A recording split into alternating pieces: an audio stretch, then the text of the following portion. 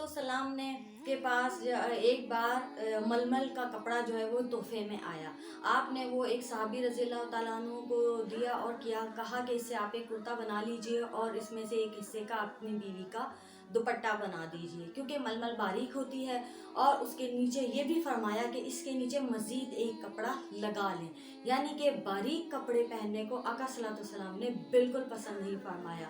ख़वातीन के लिए दुपट्टे भी, चादरें भी मोटे फरमाए हैं। जिस तरह जॉर्जेट के दुपट्टे या बारीक दुपट्टों बिल्कुल भी नापसंदीदा है। आका सल्लल्लाहु अलैहि वसल्लम फरमाया कि ख़वातीन ऐसी चादरें ओढ़ें जिनसे बाल दिखाई ना दें, क्योंकि असल चीज़ जीनत को छुपाना ही होता है और खूबसूरत दिखना भी होता है। और ख़वातीन अपने सीनों पे चादरें डाल के रखें, यानी कि मोटा कपड़ा, मोटी चादर अपने जिस्म के गिर्द लपेटे रखें।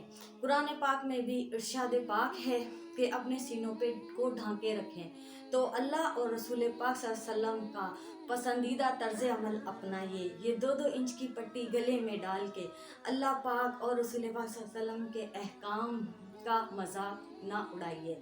तो मोटी कपड़ा, और जब आका सल्लल्लाहु अलैहि वसल्लम ने ये हुक्म फरमाया तो तमाम ख़वातीन ने जो है वो तमाम कपड़े तर्क करके नए मोटे कपड़े जो है वो ज़ेब तन किए और ढीले ढाले कपड़े पहने।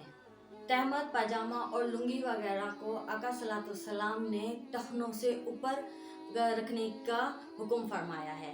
और एक बार एक शख्स आप सल्लल्लाहु अलैहि वसल्लम के आगे जा रहे थे और आपने कहा कि अपनी चादर जो है वो ऊपर कर लें। तो जब उन्होंने मुड़ के देखा तो पीछे आका सल्लल्लाहु अलैहि वसल्लम की ज़ात मुबारक थी, और जब उन्होंने देखा तो आका सल्लल्लाहु अलैहि वसल्लम की अपनी तहमद जो है वो आधी पिंडलियों तक आपने बांध रखी थी। इसमें एक ये भी हिकमत पोशीदा है कि जब शलवार के पांचे टखनों तक या टखनों से ऊपर रखते हैं तो ज़ाहिरी गंदगी और नजासत कपड़ों पर नहीं लगती और पाकीज़गी और तहारत काफ़ी देर तक कायम रहती है।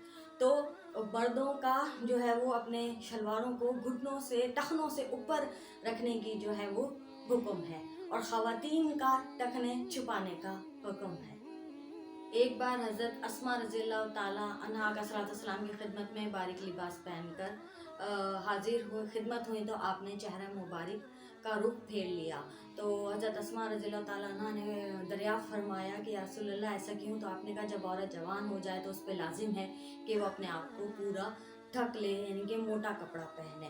तो ख़वातीन के लिए बारीक लिबास पहनना बिल्कुल भी पसंदीदा अमल नहीं है, या एक बाजू एक आस्तीन जो है वो पहनना और एक आस्तीन ना पहनना, एक जूता पहनकर चलना, ये नापसंदीदा अमल है।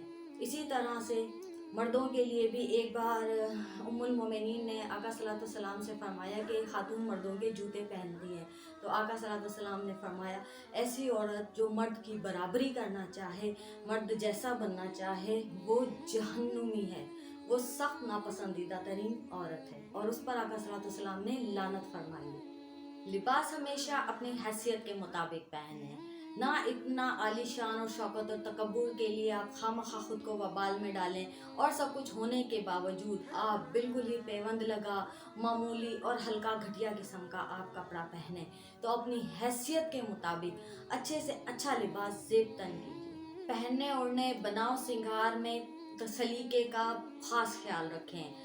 बिखरे बाल, मलगजा सा बिखरी हुई दाढ़ी, मलगजे से कपड़े, एक पाँव में जूता, उल्टे सीधे बटन लगा के चलने वाले अमल को आका सल्लल्लाहु अलैहि वसल्लम ने नापसंदीदा अमल करार दिया है। लिबास तन करने में ज़रूरत से ज़्यादा ऐश पसंदी और नज़ाकत से इज्तनाब बरतिए।